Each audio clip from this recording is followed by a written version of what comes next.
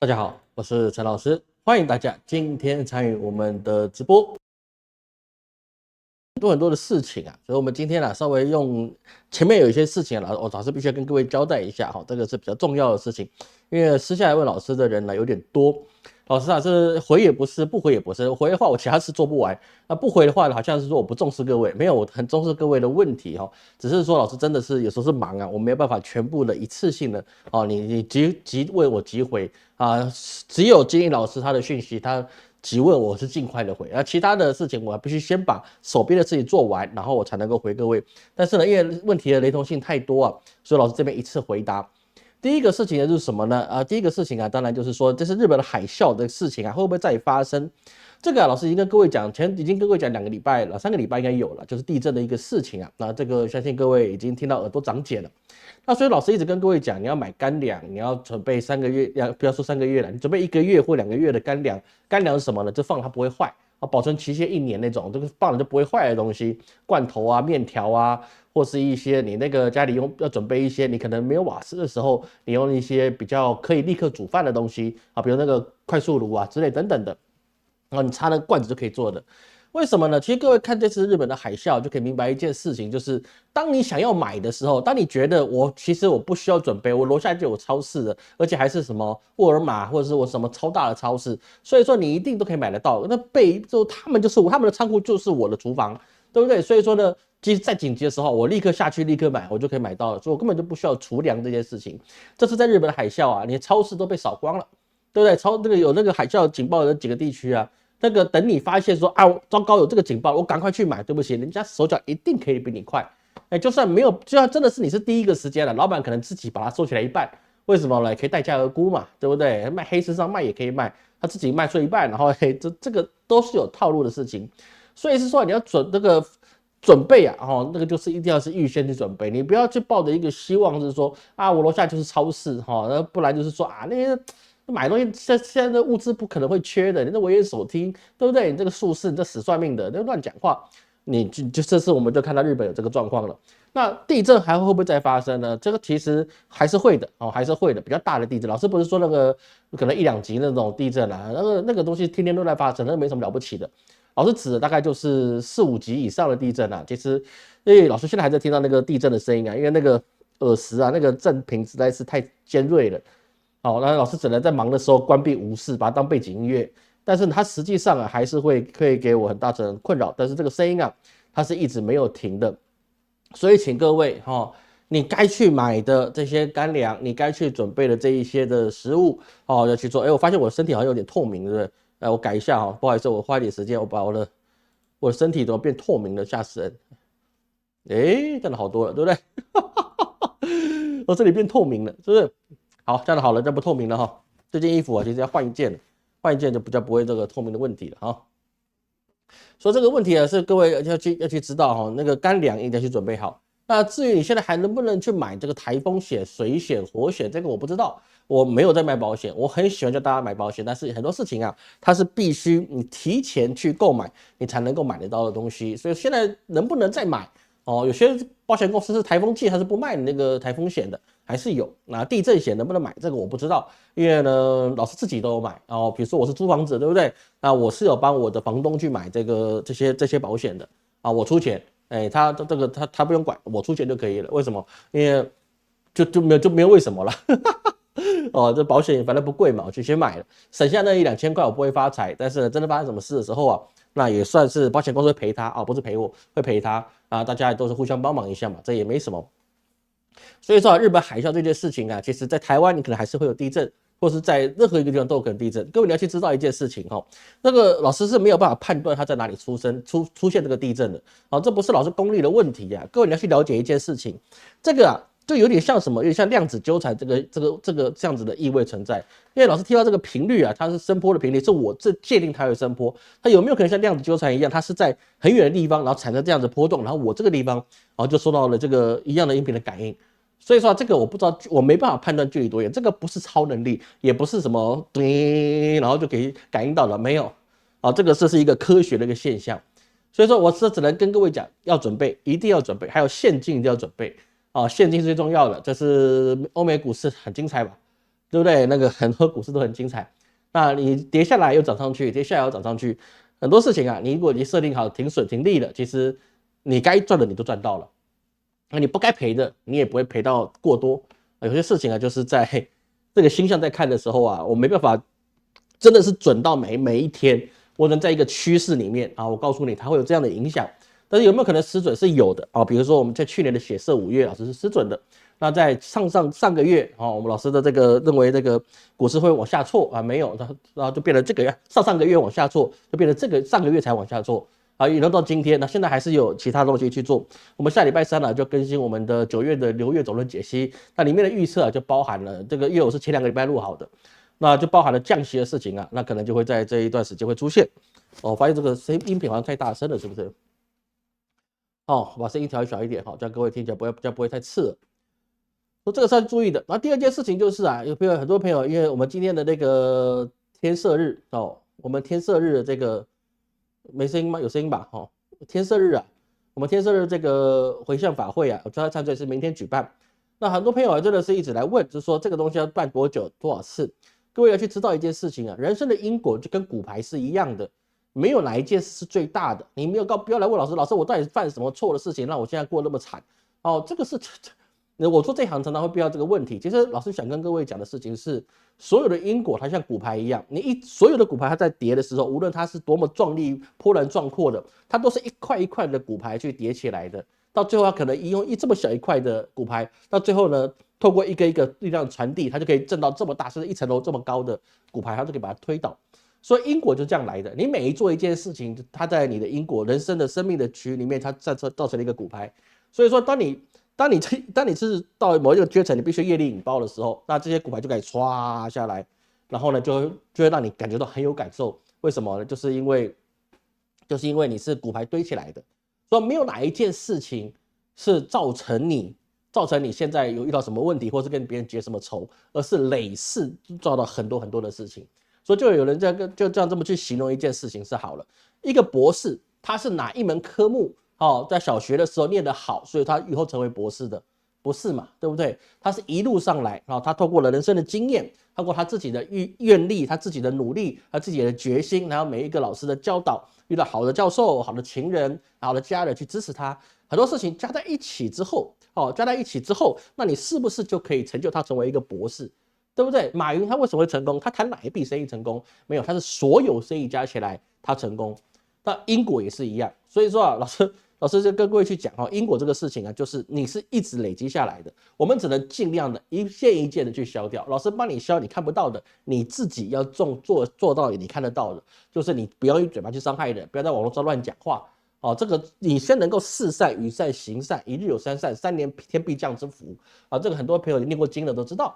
所以这个东西啊，就是说你做你能做的，老师帮你做你不知道的，你做不到的事情，那我们互相帮忙，我们把过去的业，我们慢慢的化掉，那这是不是就好事了？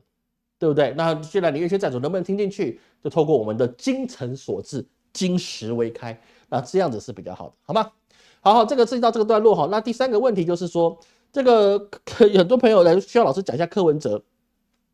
柯文哲先生这件事情啊，这现在要被查。那老师已经在去年他选总统的时候就已经跟各位揭示过了哈。他选完大概就他的政治生命大概到那个地方就差不多了。当然我们的支持者还是认为老师你乱讲话，对，你算总统超级不准的啊。OK， 我都乐于接受了，毕竟我公开人物嘛。你说我不准我就不准呗，你一定是对的，因为你是观众嘛，观众也是对的。但是我们现在看柯文哲先生啊，也就是我们的前台北市长啊，他现在遇到的事情真是蛮大的。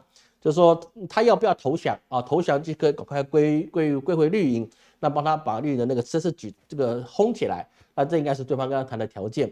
但是我们柯前市长啊，他的个性啊，其实不容易啦，不容易啦。但是他虽然是墨绿的，但是他应该也是不容易的。但最重要的是他自己现在也没有这个实权了哈，他自己没有这个实权了，所以是说你说他要去做什么挣扎就只能看一件事情，就是他条件能不能谈妥他可能过得去，但是我们以后就可以看到民众党他可能就慢慢往绿的地方偏过去，跟绿营开始合作，然后把国会争过半。这个事情其实你要看现在掌权的那位立委啊，谁我们不说了，各位知道好吧？我们不要去讲他愿不愿意做这件事情了。啊，这个是跟各位去谈的事情，好吗？好，那我们现在进入到我们今天的主题哈，不好意思，前面跟3件事情也蛮重要的，所以必须要跟各位先讲。那我们现在讲的事情啊，就是说，现在我们国防部啊，其实对于我们的一个国防的讯息，还有我们的反击能力啊，其实现在做的是蛮差的，就是我们中华民国的国防部吧。这个我相信啊，我们的3军将士啊，都是斗志满满我们的一些官兵啊，都一定是想办法保卫我们的国家。但是啊，即使如此啊，现在几乎都已经国防部的那个航机图啊，有专门人士去看了比对了行政院的领海基线啊。实际上啊，那个共产党的万恶共产党这个飞机啊，好像都已经进入到我们的内水的部分。内水意思就是说到我们的领海领空的部分了这个都是到我们的范围之内的。按照上一届的国防部长的讲法，就是他一进来我就把它打下来。那他现在打不打下来呢？我们一直退嘛，对不对？我们一直被香港切到从海峡中线，然后切到就是说就切到什么24海里、12海里，现在一直往后切到最后已经变成什么了？已经变12海里了。这12海里啊，各位真的12海里，你抬头一看就看到的东西那个非常非常近的地方大海啊，它是一个很重要的地方不但是生命资源它也是一个国家它的防御的一个重要的，尤其是有海权国家你这个是我们最后的底线。你只要领海被突破了，你陆上战你就不用打了。不然为什么要去？我们以前在2战为什么都要抢滩？因为你只要滩头被人家占领走了，你陆军不用打，你大概就是节节败退这个是没办法的事情。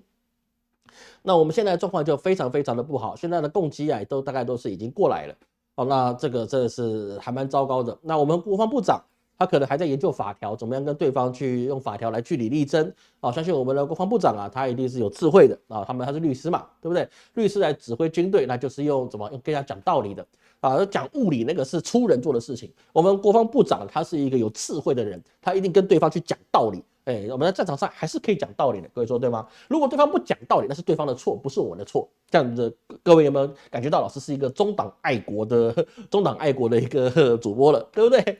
当然，实际上当然也就是因为对方可能看我们的国防部长你很爱讲道理，那我跟你讲物理，所以我就给你飞进来了。这个状况就变得比较糟。而现在美国也认为是说，现在所谓的看台湾的一些汉光演习还有所谓的零日攻击这个就变成是说，基本上他们从美国的角度来看，就是没有人愿意去为什么，去为我们中华民国来去打仗，还包含我们的将士，似乎他这样子的士气是比较低的。也包含了什么？也包含我们这一次的汉光演习其实打得精不精彩，我不是军事专家，我不能说。但是呢，就我所知道的部分似乎是没有针对无人机，还有那些无论天上飞的、地上跑的这些无人设备的一些反击或者是一些反动措施。无论是说你是不是丢一个假装是一个那个电磁炸弹来去瓦解这个地上那些机械狗那些他们的巷战用的机械狗，还是用什么用那些电波枪去打下那些无人机，然后似乎都还没有。那我们还是用在过去的那样样板的作战样板作战是什么？就是士兵拿着刺刀往前冲，然后喊着杀了往前冲。这个其实士兵的英勇这很重要，但是这个时代已经不是讲那个英勇的时候了。就像什么呢？就像大清朝他们的将士都很勇猛，拿了大刀砍鬼子，甲午战争一打下去，完完全全的打到不用打，你直接就回老家了。为什么？不是你不英勇，而是你打错东西，你的战力是完全不对称的。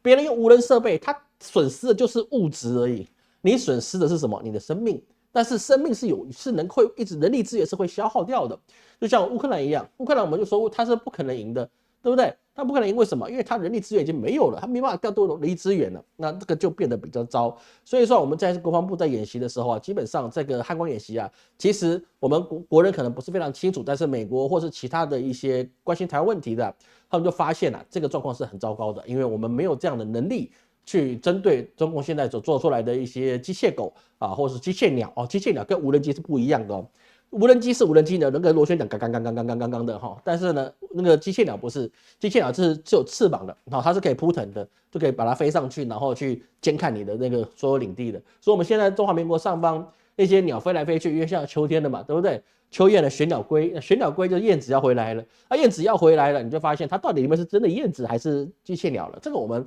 没有人望远镜你看不出来的就算你真的看到一群鸟，你不可能一只一只去看嘛，对不对？这个其实是有困难的。那这个状况其实也是很难，所以说现在在美国，他们认为说，我们拿65K2或者是 T90去针对共产党去做一个抵抗啊，基本上是没有什么用的。哦，这个是一个就变成他们的评断是我们的汉光演习是样板戏，但老师还是认为我们的湘军将士很勇猛了，只是是不是样板戏哦？我觉得，这是别人讲的啦，我没看到，我不知道，因为我必须在室内嘛。啊，这个各位去观察这件事情。而在这个状况之下，美国他们的看法也不见得完全正确的，因为他们什么？他们评断中国啊，就觉得中国也是一个快完蛋的一个帝国。为什么呢？因为中国人呢，他们做了一件事情是什么呢？啊，中华人民共和国那些蠢蛋啊，他们就把什么太阳能板，对不对？太阳能板大量的铺设，哎呀，铺设太阳能板，你不就没有地方可以种田了吗？所以他们认为啊，太阳能啊，中共的太阳能啊，他们侵占了农地，所以说呢，他们的粮食就会开始断粮。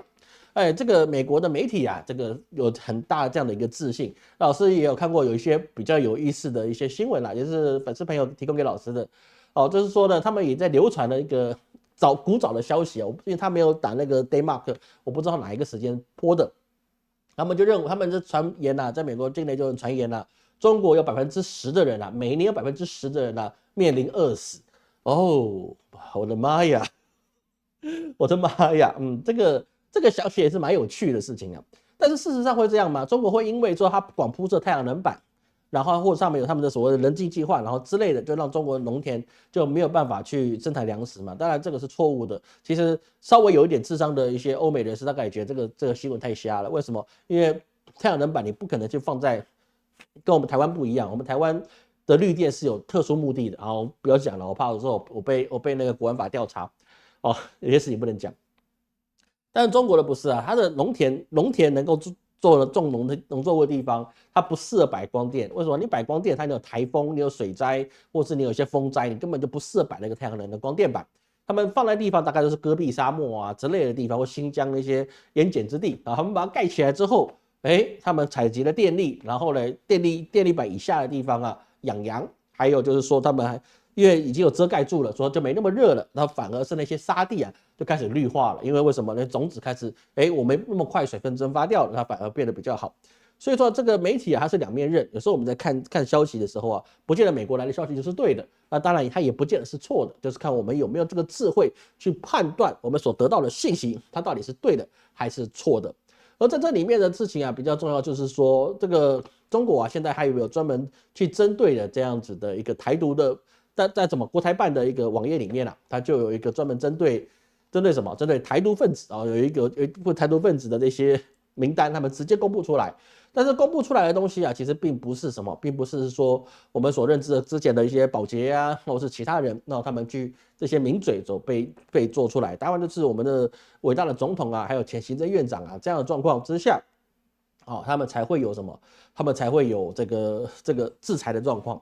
那这个东西啊，就只能说是什么东西呢？就代表中国他们现在对于要去营造一个目标，营造一个战斗的目标、战争的一个目标，或是一个武统的一个目标，他们已经先做出来这个先决统计了。为什么？因为我们针对的这些人是你们的政要，所以是说我打过去，百姓我秋毫无犯，我就专扎这7个人。我就专扎这7个人，好像是7个人吧，什么赖什么的、苏什么的啊，这些大概就是这些人啊，蔡什么的，大概就抓这些人。就是他现在做的事情怎么样呢？就是他可能以后真的要打起来的时候啊，他一定会出一个什么征讨檄文，意思就是说呢，我打这个仗是为了什么？那我要达到什么目的？然后呢，我会得到什么结果？我就停止了。那这个是在过去中国这数千年来下来的这些战争啊。几乎都有啊，比如说无论是你汉朝啊、唐朝啊，甚至是明朝啊，这个朱元璋啊，他建立南京政权之后啊，他要北伐把蒙古人全部赶回他们的大漠荒原去，他还是得做一个北伐檄文啊，这个檄文都是必须要做出来的事情啊，包含着后面的明英宗，他直接变成土木堡之变啊，那当然你的太后他也得把他废地之后，也要出檄文说废这个地，然后我们现在要做什么事情去讨回我们的领地。那这些东西都是会做的，所以说我们现在看国台办的很多人不知道，他去做这些事情有什么用呢？很简单，他做的事情就是什么？就是为了要做征讨檄文的时候啊，跟百姓讲，我们就针对这些人，其他人你们不反抗就没事。这个事情啊，我们留了时间去验证啊，是不是老师信口开河，或是怎么样去做啊？这个各位可以去看。而在这个状况之下，这次我们看到这些，除了我们看到的台独名单公布啊，哦，比如说还有什么之外啊，这些也有人去说啊，现在在奥运的状况之下，哦，那什么中国大陆的高官也有直接在法国去反水申请的那个政治庇护，这包含什么？就是国际在中华人民共和国国际中国代表的一个叫袁浩然的人，他申请法国的一个政治庇护。意思就是说呢，他在中国受到一个不人道的一个照顾，所以是说他一定要做什么呢？他一定要去先申请法国的庇护，然后呢，他愿意去怎么样？愿意去骂娘，然后愿意是说贡献那个他所知道的的这些情报。事实上人家说这高官你现在立刻反水对中国会有很大的损害。其实老师跟各位讲这个损害只有面子上的问题而已为什么？因为很简单一件事，他就只是一个运动相关领域的人但是以国际泳联的中国代表袁浩然，他就是他跟体育有关系的，也包含他跟什么麻药协会之类的东西，就是反麻药协会之类的管理协会，他是运动界的人，所以是说他有没有反水，其实对中国整个的国防机密其实并不是很大的问题，但是他对于中国的这个国际的脸面就变得很糟，因为你的高官竟然跟法国投降那这个就变成什么？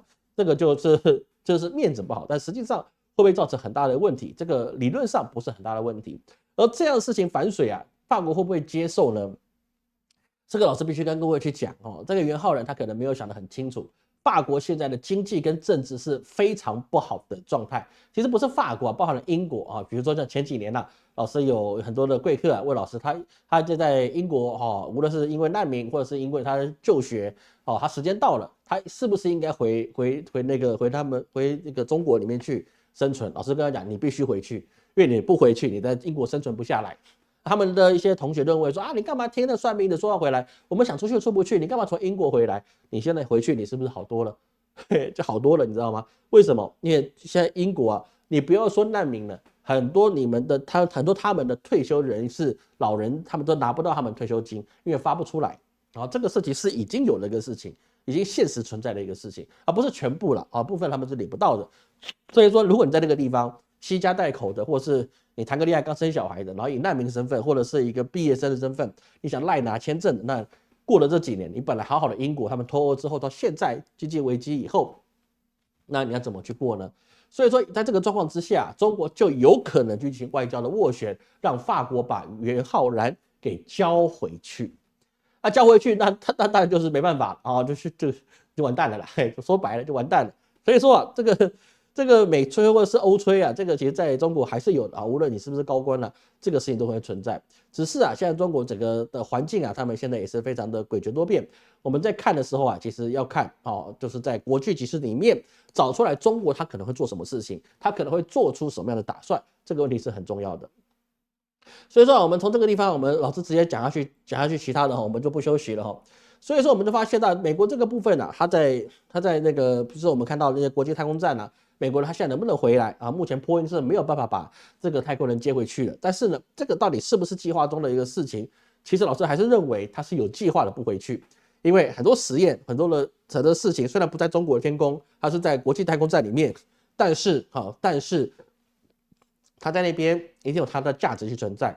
美国是一个科技强国，他没有理由也不可能没有这个技术，没办法把人接回来，这是可以做到的事情。那至于有没有钱做到这个事情，当然是一个问号。但是能够把它接回来的能力，那当然还是会有的。所以说，现在 NASA 觉得是说你这破音的状况，你实在是很糟糕，或者怎么样的状况，还是你要找中国或俄罗斯去救人，把那个太空人救回来。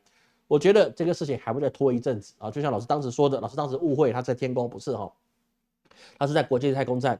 那在这个状况之下，就会变成比较多的一个问题比较多的一个问题。所以说，他应该暂时上还不会回来。但从这个状况来看我们就可以知道是说美国现在他自己对于很多事情他就变成是太空的事情也有俄罗斯事情也有，那你乌克兰的事情也有，还有他们自己内部选举的问题也是会有。那现在最大的问题是什么呢？当然就是美国大选贺锦丽的问题。这个川普老先生他就跟他自己的幕僚去抱怨过这个是小道消息啦这个是在美国可以查得到的消息。那只是他是不是川普本人讲的我不知道，老师只能转述这个小道消息。意思就是说呢，特朗普老先生他就跟他幕僚抱怨说，我已经打败了拜登了，为什么我还要继续打败贺锦丽呢？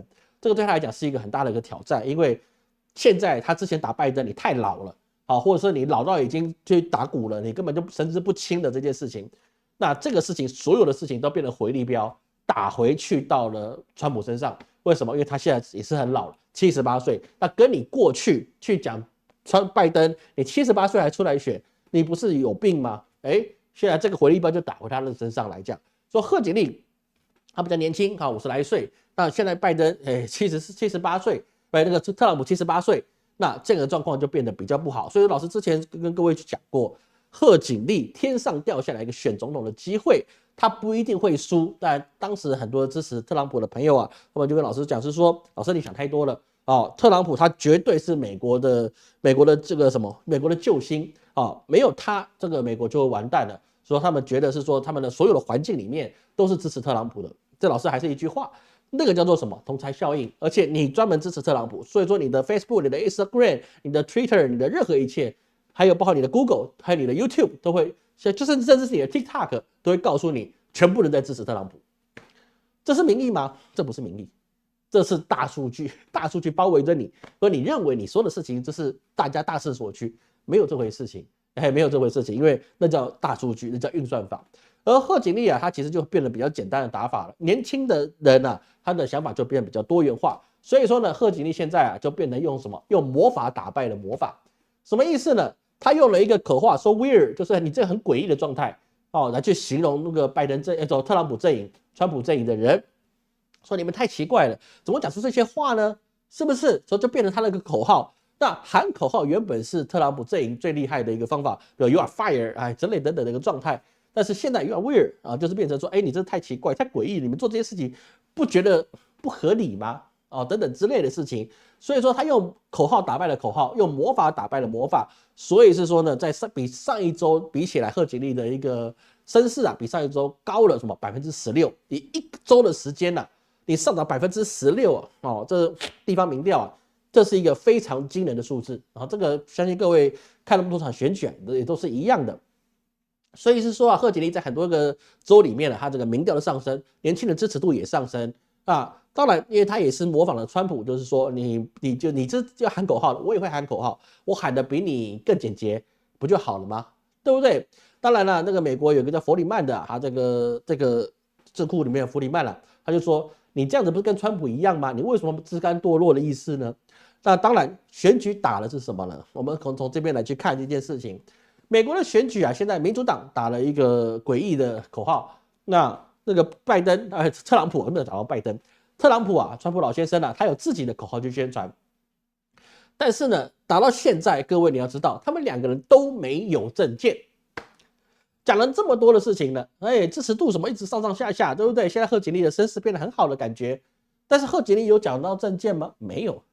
所以说，老师跟各位讲，一开始就跟各位讲，现在的民主制度，无论是哪一个国家，你所谓的民主制度，所谓的民选，包含了英国、包含美国、包含任何一个国家，你所有的民选，你选出来的都是跳梁小丑，没有给你选出来有智慧的人，不可能，绝对不可能。有智慧的人，他妈不会去选举，他就做好自己专业就可以，他不可能去选举呢，对不对？你选举这个事情啊，不要说老师是反民主，不是民主。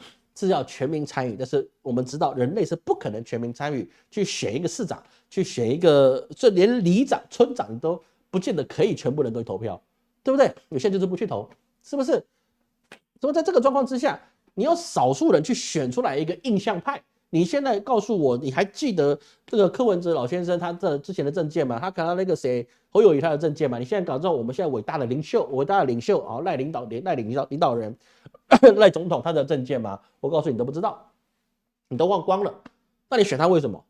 你选他不就是为了要让他去完成他所给我们的愿景吗？他勾勒出给我们的未来很美好的状态吗？没有啊，都忘光了。美国也是一样。所以说到现在，美国他们并没有什么政见，他们还在贺锦丽，他现在好不容易选到了他是什么？他现在的一个副手。那川普他现在觉得他那个万斯啊，好像一直给他帮倒忙，但是现在能不能换？理论上应该是不行。所以是说啊，川普现在就怎么样呢？就要去开始回去攻击啊，贺锦丽以前讲过的话啊，你以前说这个移民问题怎么样啊？或是你以前不是反对这个石油裂解法啊？你不是做了什么事情吗？对不对？那这个事情有没有作用呢？老实跟各位讲，作用不大。作用不大，就像是贺锦丽去攻击川普一样，作用都不大的。为什么？我们追求的是现在的浪漫，所有的美式选举、英式选举、欧式选举，我们选民所追求就是现在的浪漫。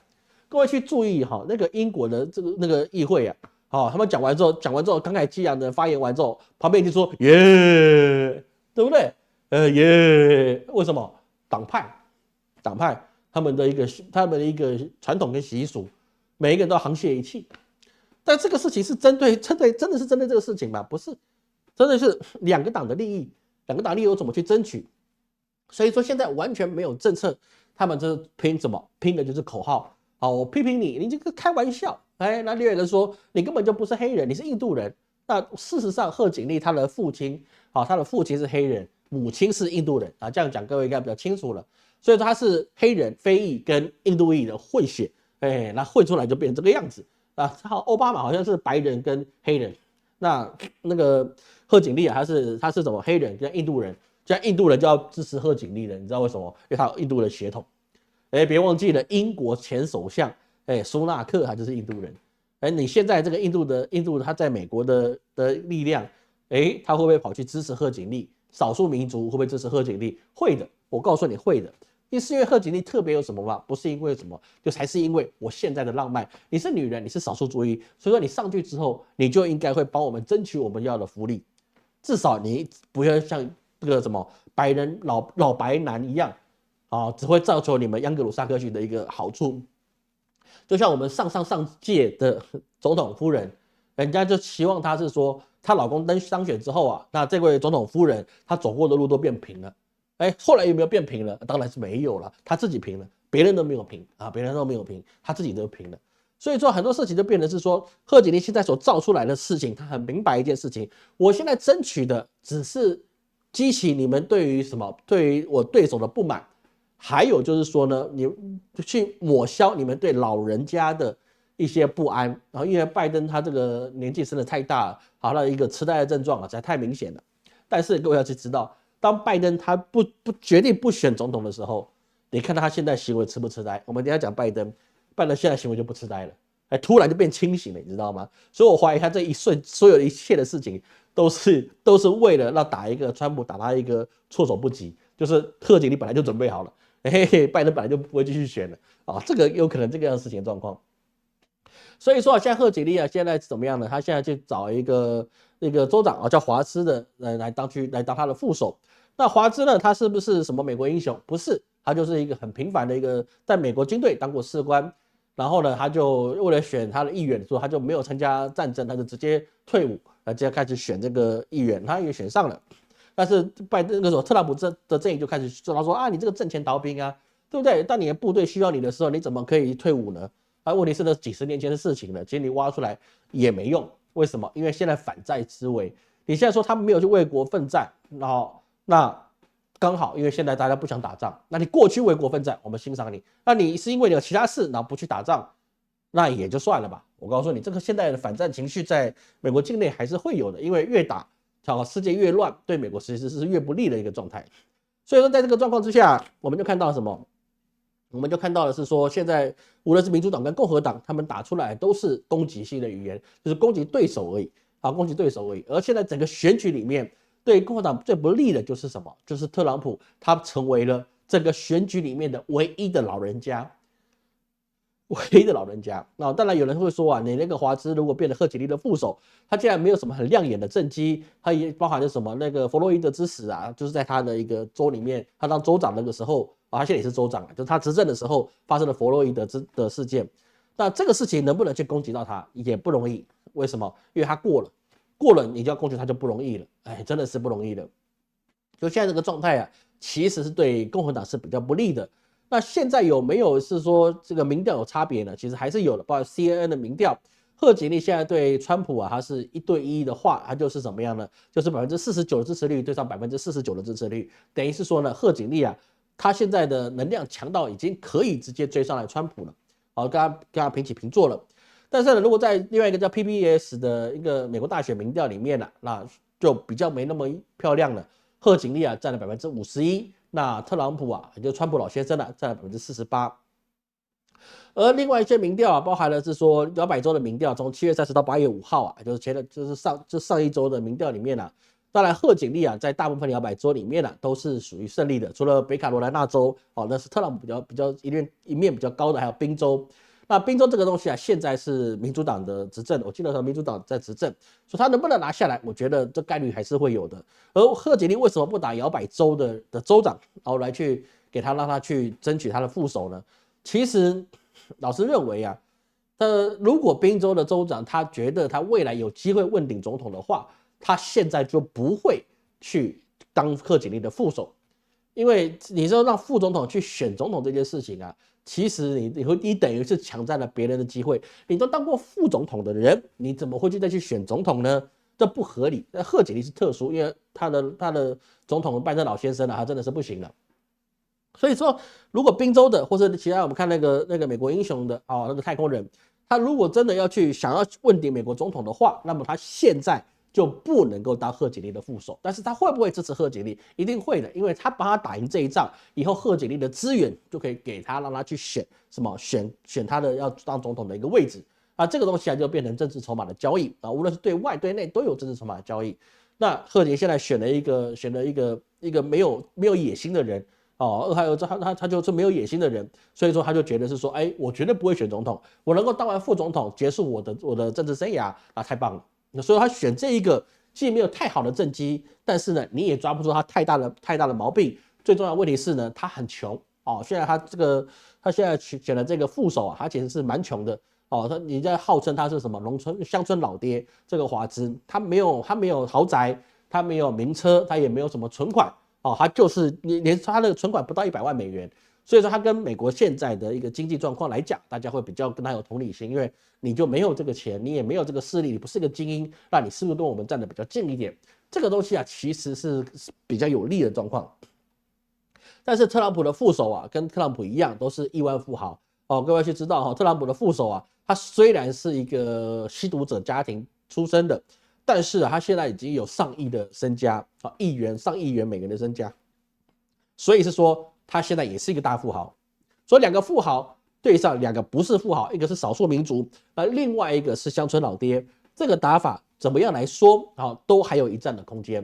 而老师现在等他那个民主党他的提案结束之后啊，老师我们会再看是不是要去做一个美国大选的命理名人堂。但是我们现在讲这么多的原因是在于是说，美国现在既然没有政策，那么谁当选？美国都要经历一段时间的混乱，这个混乱就是我外交跟内政，我不知道该处理哪一个，因为我选完了，各位不要想出说现在他11月大选，现在都8月了，对不对？11月大选，现在8月了，我没有政见，那么最后一刻我把政见丢出来，在辩论说我把政见弄出来，政见变出来，那也对整个国家没有太大的一些运转的空间，因为你要有人，对不对？你要有预算，你要有那个联准会的官员，你要很多事情去配合。但他们现在都没有这2个政党都没有，所以说无论是这个川普选上，或者是贺锦丽选上，美国都需要长达半年的时间，会有内政外交的混乱。这个内政外交混乱是来的不是时候的时候，为什么？因为南北都有战争，而美国现在面临的就是什么多处战争的一个状态。说什么呢？这个为什么讲到这个呢？因为现在就有发生到一件事情。现在美国他现在的一些专业人士美国华盛顿去委托专业人士去评估美军现在的一个竞争力。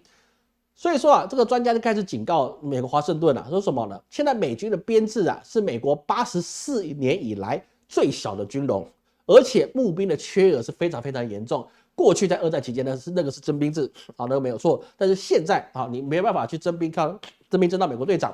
你就只能募兵那募兵之前可以在阿富汗战争的时候可以的原因，是因为那个时候没有欧式健保，所以说百姓你要获得良好的医疗品质，还有你要去念大学，你不要去背这个学贷，还要提供你的一个录取率，保证你下半辈子可以当一个白领阶级的。那么你从军是你最快的一个道路，也包含了一些少数民族去移民到美国之后你要去很快的在你第1代或第2代做成家庭的那个阶级提升，不是只是洗盘子而已，或是除草洗盘子以外的，那么你的孩子最好就是从军。那你只要去从军，那你的家庭可能就会翻转起来，就有机会啊，念上 college 或是 university， 就可以到大专或者大学里面去就学。那么你的家庭的下一代可能就慢慢的去改良。但是现在没有，因为有欧式健保之后，奥巴马健保之后啊，很多人我不需要卖命，我就可以有保险。所以是说造成的是说，这个我不是一定要去从军，加上什么呢？加上学贷的问题啊，其实现在已经被挖出来讲很多次，所以就变成的是说，大家我也没有钱念大学了，因为通膨太严重了，我也没钱念大学了，我不如就直接去端盘子吧。那造成了现在募兵并没有那么容易，所以说美国现在的军力下滑，还有国防工业产能的不足，老师一直跟各位讲，那工业是很重要的东西，美国现在没有什么太拿得出手的工业。这个是实话，你不要跟我扯特斯拉，好，不要跟我扯英特尔，英特尔已经出了那么大的问题，我们就不提了。特斯拉它的超级工厂占的是建在上海，它不是在美国各地四处开花，它是建在上海，还有其他的国家，并不是在美国那边开起来。为什么？因为电池进不到美国，宁德时代或者其他的电池进不到美国，他们只能在美国以外的地方把它组装好。那这个东西美国没有怎么拿得出来的工业，也包含了是什么？也包含中国它都要推出第四艘航母了，甚至它第4艘跟第5艘是不是可能同时推出来？大家还在想这件事情。但第4艘现在基本上都可以实锤，可以确定了。但是美国现在连维修它自己的航母能不能维修1年，这个正常的一个大检修都是问题，因为你现在国际局势紧张，尤其以色列在那边搞一些战场，它必须要一直不断的往外派。所以说，美国现在的国防产能的不足哦，所以说呢，它又在这个多事之秋，所以说美国跟盟国啊，包括它欧美这些其他的盟国啊，它就有可能面对了必须在同一个时间跟多个敌人进行多场战斗的严峻考验。这个美国在过去打战的时候啊，它是怎么样的状态呢？它是打1.5场或是2.5场，意思是什么呢？就是我在打这场战的时候，我用绝对兵力去打。打了之后呢，我就跟另外一个要打仗的说，你看我这么强，你跟他一样，你就被我打爆，对不对？你有没有跟他学？所以他可以打阿富汗，他可以打伊拉克，但是最多只能打2.5场。但是现在的战争是什么？现在包含了就有什么？就有中国、俄罗斯、伊朗，还有什么北韩之间的问题。说到美国，他就可能一次之间，他面对到的是跟他差不多强度的人来去作战。这个是美国之前在2战以后没有遇到的事情。过去啊，就美国独强因为他有美国队长，还有复仇者联盟，所以说呢，这个其他人不是他的对手。但是现在中国的军力在各自的战场上面都是已经是有绝对的优势了。意思就是说，中国的军队开到美国去必败无疑，一定是什么个血染沙场，没有办法活下来的，全军覆没。中国去打美国一定全军覆没，美军去打中国也是全军覆没，懂意思了吗？所以他们两个可以互相毁灭。那谁打俄罗斯？大家都一起全军覆没了。你是说你打俄罗斯，俄罗斯我不管了，我就修黑了。我跟你讲，我就修黑了，我就把所有核弹全部打出去，我一次打光，怎么样？大家我们全部人都可以修，就完蛋了。所以说，到现在这个状况就是说，大家打起来都不对。那金小胖，他开玩笑，我还有核弹了，那我就跟你讲，我也没什么好损失的啦，我核弹也没有你们多啦。但是呢，1对1比可状况之下，我金小胖毁灭你1/3的美国，应该还是没有什么问题的。他有核弹嘛？你各位懂老师意思吗？那伊朗现在也证实，他基本上都可以确定他有核弹了。那这么多有核弹的国家状况之下，已经不是过去5常的国家他们可以控制的范围之内。那么这么多场的战争，你点开一个，其他3个就开始跟你干起来。为什么？因为唇亡齿寒嘛，对不对？你干一个，然后其他全部一起跟你干起来，就跟北约一样。所以说，你中国、俄罗斯、伊朗、北韩，他们虽然没有明定的军事互助条约没有军事结盟的条约，但是你打其中一个，你大概率的这些国家都全部跟你打起来。所以你点一个，你等于全点，然后就是世界大战了就是世界大战了，就变成全球性的多面战争。而这个多面性战争呢，就是另外一个状态，就是说它已经不是单一的力量可以去碾压。过去的德军还有日军，他们是单方面去碾压，但是现在没有办法了。因为大家的都吃饱了，那士兵都吃得饱了，那大家的武器也差不多了，那很多事情就变得不一样。所以说这个他们就回应那个什么华盛顿的一个国防报告他就说现在美国就可能多面受敌这个东西就很大的问题。所以说你现在要提高军费预算，但是你自己也没有办法去举更多的债，因为你的债你要卖出去的国债，你是必须跟你的敌人借来，就是中国借的钱。我要去举债，中国不跟我借不买我的钱，不买我的国债，那我这个钱也不好卖。那我必须跟我敌人借钱来武装我自己去对抗我的敌人，这怎么想都很奇怪，对不对？就像这其实就变成什么东西呢？各位去想，这跟中国的套路债是一样的事情啊！我就以债养债，有以债养债，以债养债的结果是什么？信用崩溃，这个是大家都很明白的事情。我相信老师的粉丝都是很聪明的事情，你不要做以债养债的一个事情。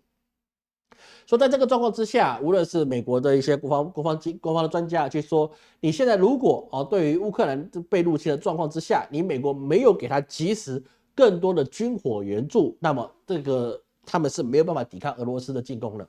那我们也知道，乌克兰有试图的去反攻到俄罗斯本土，那俄罗斯也是加倍还击。那说这个状况就变成是说，你谁的东西比较多啊？这个我们今天有来得及的话，我们讲到那个部分。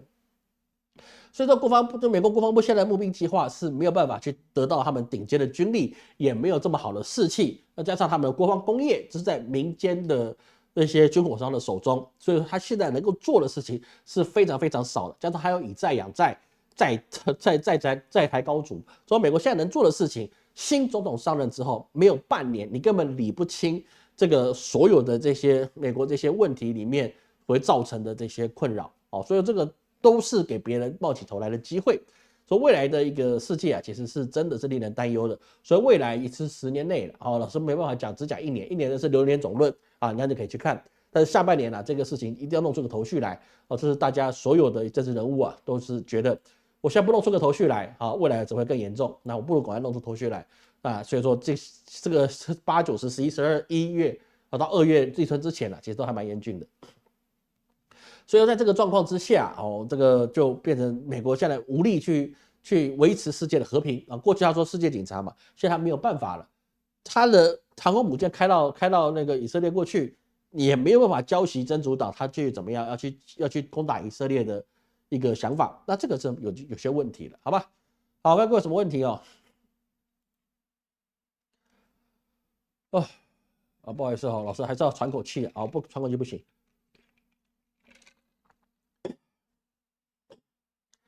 好，来，川普的政见很清楚哦，他在网站。川普政见其实都是口号啦，其实我是有去看过，虽然我看不是很清楚，但是他还是只是沦为口号而已。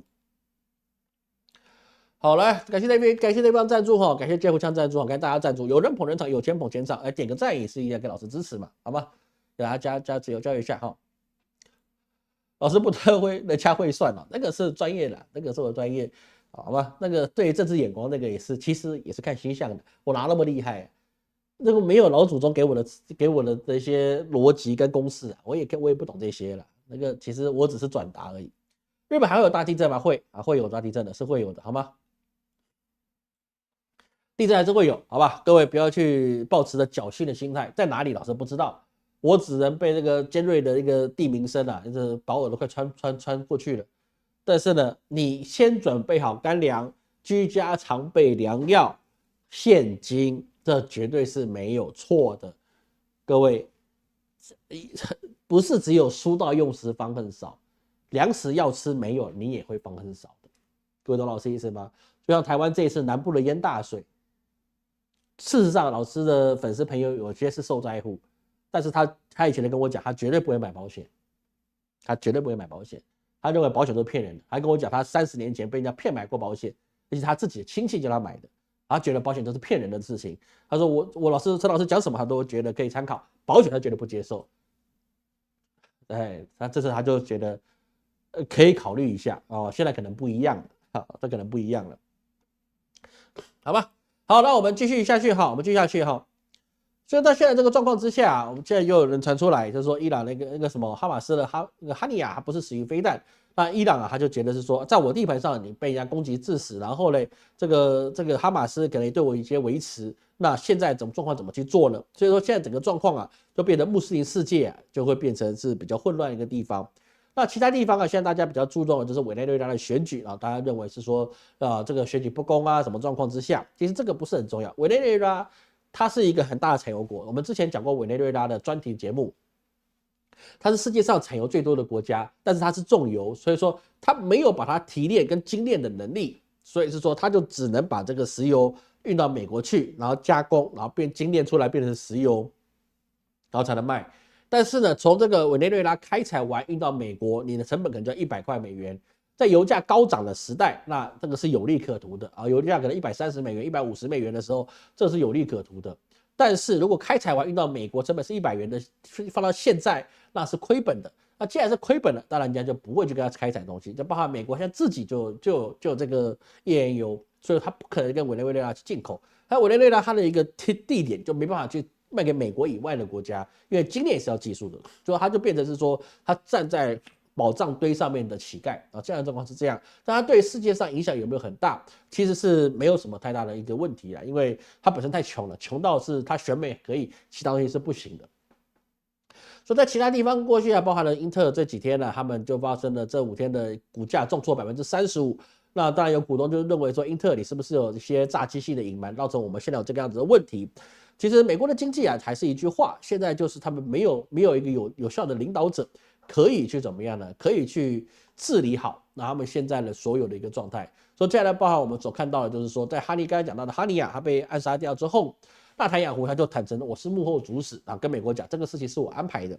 这个事情呢，其实我们一直说以色列他想做的事情啊，尤其不是以色列，其实这跟以色列没有太大的关系啊。我们必须从看这个事情的时候啊，我们必须要眼光要看清楚对的一个焦点在。什么叫对的焦点在呢？这件事情只有一个人去在乎，那就是纳坦雅胡。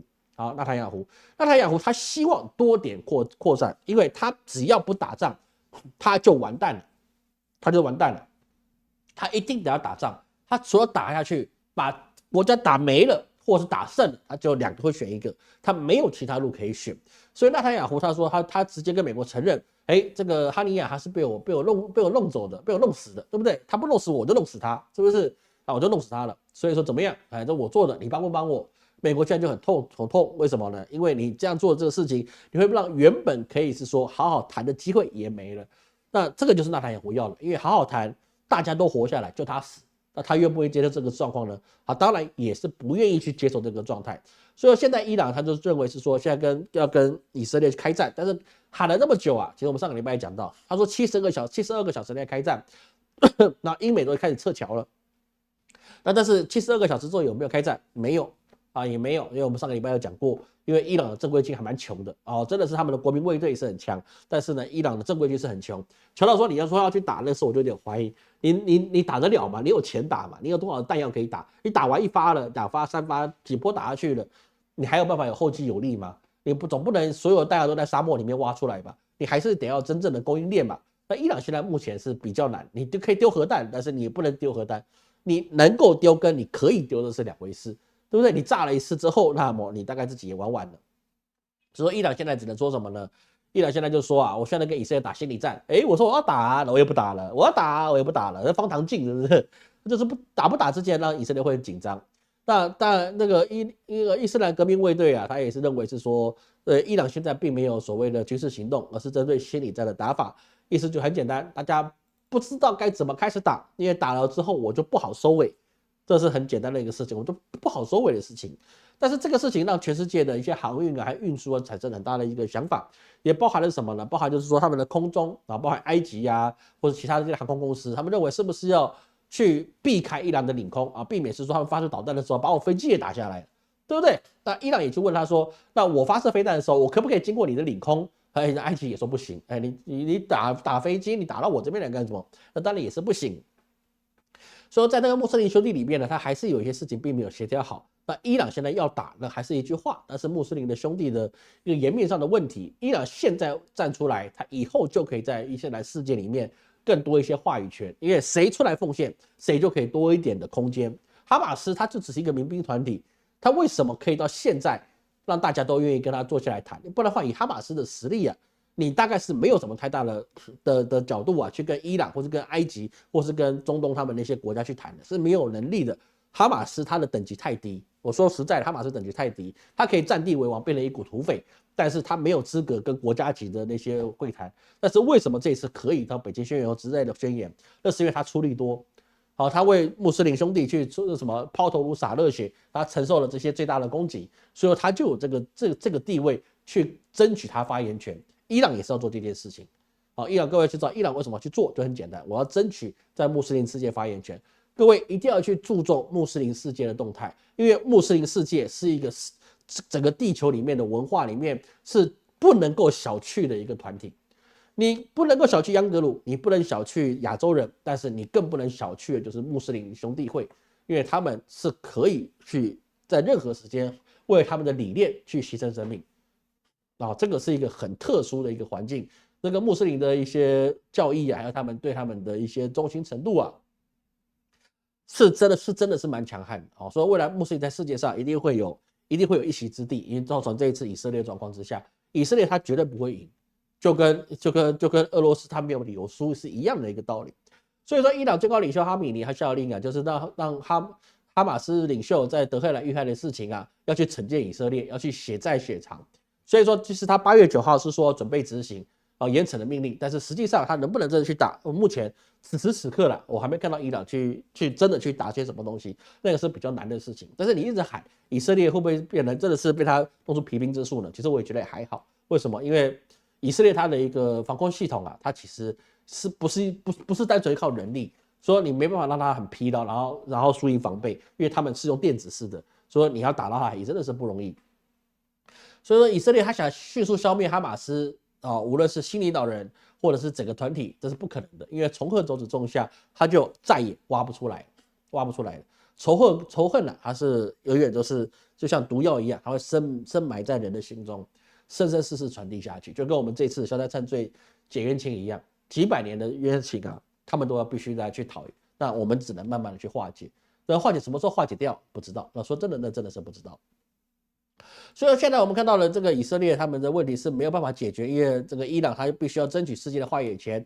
那么俄罗斯现在这个状态，那就变成是说很多人就在怀疑这个尤其是美国的舆论就认为是说你是中国也是北京政府去提供这些原物料给普丁去制造关键军火，那这个东西呢就包含零件或什么东西的，其实这个事情啊很难去讲，因为我卖给你原物料，你可以当做武器，你也可以不当做武器。我给你一把菜刀，你可以拿去砍鬼子，你也可以拿去砍什么砍猪肉，对不对？你要怎么去砍都可以，你怎么去做的事情你不知道。所以说，在这个状况之下，其实中国他只要否认，那这个事情也没有办法去谈些什么事情。但是问题是在于现在的是什么呢？现在是美国已经没有能力去提供乌克兰更多的军火，因为他自己要准备他自己的战场。这个是一个很重要的事情。包括英国国防部也说啊，俄罗斯1个月可以向前线补充3万官兵。它的军工产能呢，以前一天开始24小时不间断的模式，从生产战车、无人机到引爆炸弹各种装备都可以去做。这是英国国防部的调查，但是以老师我自己的观察来看的话，后面2条是可以的，比如说它军工的产业一天24小时不断的运行，一定的这个就在哪里都是可以做到的事情，这不难。生产战车、无人机、各种炸弹，那这本来就是俄罗斯的强项，这个没有什么问题。但是他1个月能向前线补充3万官兵这件事情是不可能的事情。老师必须跟各位讲，这个事情是不可能的事情。他能补充3000，我就觉得很厉害了。3万这个是办不到的。为什么？因为训练士兵他需要时间，你训练士兵需要时间，你不可能一直是说1个月你向前线补充3万官兵。台湾你要训练一个3万官兵，你以前我们全民征兵的时代，你都不容易的，对不对？你一梯下来才多少人？那你要训练，你真的是1个月就可以训练出来吗？不可能。他说我一直持续训练就可以了，但是俄罗斯才1亿人口，1亿人口你每个月给他3万，你1年就36万，哇，2年的72万，哪来那么多年轻人给你去打？所以他实际上我觉得3、5千是可以，但是你要说他说1个月可以补充3万的官兵啊，这个我觉得是比较难的。你征老兵可以啊，但是新兵我觉得那个是不可能的一个事情。而在8月9号的时候，俄罗斯国防部就说了，俄罗斯出动了一架苏改34的战机，向乌克兰的苏梅州投下1枚3吨级的炸弹超级炸弹。那就是为什么呢？就是因为你乌克兰它攻入到俄罗斯的叫什么库尔斯克州第5天，打到俄罗斯本土了，说俄罗斯就直接去投入一个3吨级的超级炸弹，然后直接给你去做报复。这个事情其实对俄罗斯来讲，它并没有什么太大的一个影响，但是它就是面子上不行，因为你会对士气有影响。我们的老本营，我在前线打仗，那我被他偷家了，那你要怎么办呢？这个对领袖的忠诚度会有一些想法。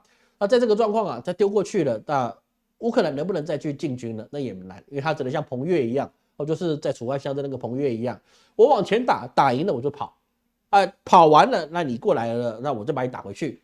只能打这样子的游击战，那实际上你们真能够去影响到俄罗斯一些重要的市镇，那个是真的是不容易的事情，所以他呢只能发动奇袭，那奇袭也只能打6公里，那所以是说呢，现在这个问题啊，就变成是俄罗斯宣布那几个州变成了一个紧急的状态，但紧急状态这个事情其实对俄罗斯没有什么影响，就是面子不好看啊，真的是面子不好看。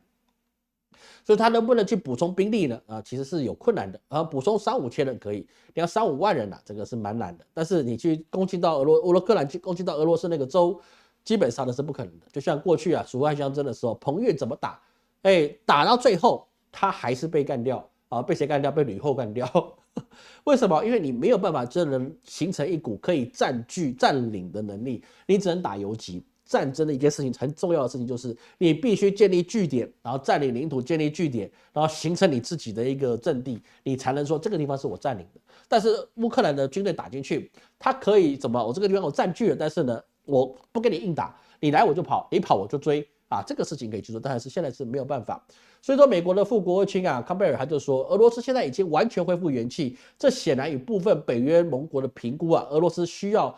因为打乌克兰，说他需要花费5到7年才能完整回去他自己原来的元气这相差是很大的。所以在开战的时候，老师跟各位已经讲过了这件事情，就是俄罗斯他不可能因为打乌克兰，然后呢他就变成了穷困潦倒。为什么？2个原因，第一个他有粮食，我他妈有吃的，我怕你什么？我有粮草，我怕你什么？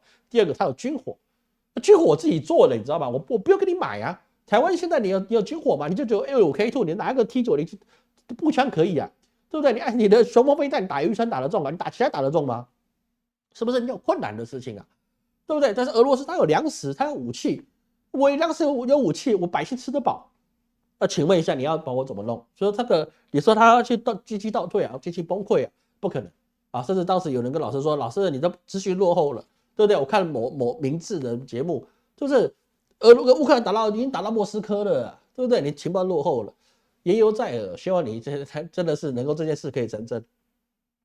说现在这个状况就是什么呢？就是说在乌克兰过去的那些所谓的打到俄罗斯内地的它也只有300名的武装分子跟30辆装甲车，大概也就这样的规模。所以说实际上他们连1000人的规模都还不达到，那就比较困难的事情。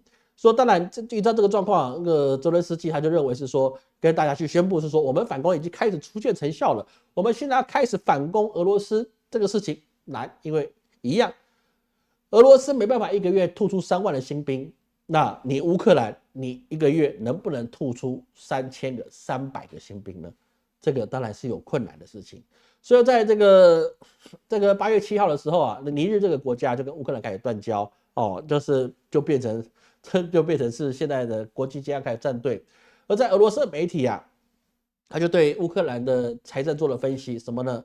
他们在做大内宣的时候是说明泽伦斯基领导下的乌克兰国债，它已经增加了740亿美元，等于是乌克兰前5任总统借债的总额。就是说，前5个总统借的国债还不如泽伦斯基一个人借的这么多，这代表什么？这代表老师过去跟各位讲的是对的。什么是对的？就是乌克兰之前所有得到的援助都是借来的，你要还的。请问一下，他还能够借多少？跟我们从这个地方去想，他还能够借多少？乌克兰他现在所有得到援助几乎都是借来的，不然他的国债不会增加到740亿美元。这样各位懂老师意思吗？所以说，在这个状况之下，我们就去了解，他既然借不到了，他以后能够还用什么东西去还？用关税用他的土地，用他的一些各种方法去还这个账。这个东西，我们中华民族很明白，8国联军，对不对？还有甲午战争各种状况，不断的都可以知道英法，然后这英法联军之类等等的。中国被签了那么多不平等条约，这个条约在乌克兰就可能会签下去。谁会为他说话？有中国应该为他说话，因为你要还这个债。你还的不公平，那么中国会说话。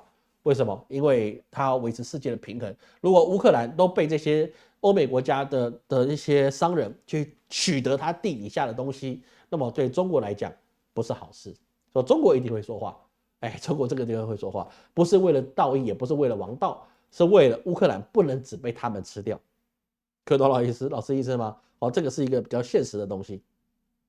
好，我们今天这个讲话已经超过了，真糟糕那我们今天再讲下去，可能会讲到讲到半个小时太多了，那可能会比较困难。我先看有什么问题。还有什么东西呢？今年会爆发第3次世界大战吗？明年不会，要爆发是今年，但是明年不会啊。明年的太岁是比较和平的太岁哈，至少亚洲不会。那亚洲如果没参加，比如说中国没有参战，那就不是世界大战，那你就是其他人在打仗，地方性战争。中国参战了，那真的就是世界大战，因为中国可以动静观瞻，他要支持谁，谁就会赢，因为中国的实力太强大了。各位懂老师的意思吗？中国实力现在太强大了，中国在世界大战之中，他只要支持谁，谁就会赢啊。所以说没有人敢第一个打仗，你第一个打仗，那你最好是中国人帮你，中国帮你，你就不输；中国不帮你，你就可能会输。这个是会有这样的问题，好吗？现金要放家里还是放银行，都放嘛。你干嘛？你小孩子才做选择，你为什么一定要只选一个地方呢？对不对？你有一些可以放家里嘛。那些老师没什么钱的，我就放银行，对不对？我总共加起来也没有10万块现金，我就放银行了，反正不到10万块了，一叠都不到，那我也没什么用的，对不对？好，来。无战无人机让英国头痛，是无人机现在是问题嘛？但是同样的状况，各位可以知道，无人机如果让那个以色列头痛的话，那么为什么我们的汉光演习没有去针对无人机有去做任何的一个防御措施呢？啊，这个是一个很大的一个问题啊，很大的一个问题。好，那这个不好意思哈，我们今天的这个直播的事情因为太多了，我真的是讲不完。我很想把它讲完，但是真的实在是讲不完，好吧？那其他东西啊，老师接下来的时间呢会比较松一点，因为明天办法会，所以老师必须要先结束，因为我要准备法会的一些最后的一些首尾啊，比如说各位的一些书文，我要一个个去对啊，这对要正确嘛，各位的祈愿啊，我一个把它对好。所以说我们今天可能不能再去延续下去太久。那明天我们举办完之后，下周我们更新了9月份的流月总论解析。那因为法会办完了，所以老师会比较空，老师会开始更新我们的抖音、TikTok、朋友圈，还有大概就这些吧，短视频啊，那个 YouTube 的短视频我们也会开始更新了。感谢各位今天的收看，我是陈老师，感谢您的支持，我们下周见。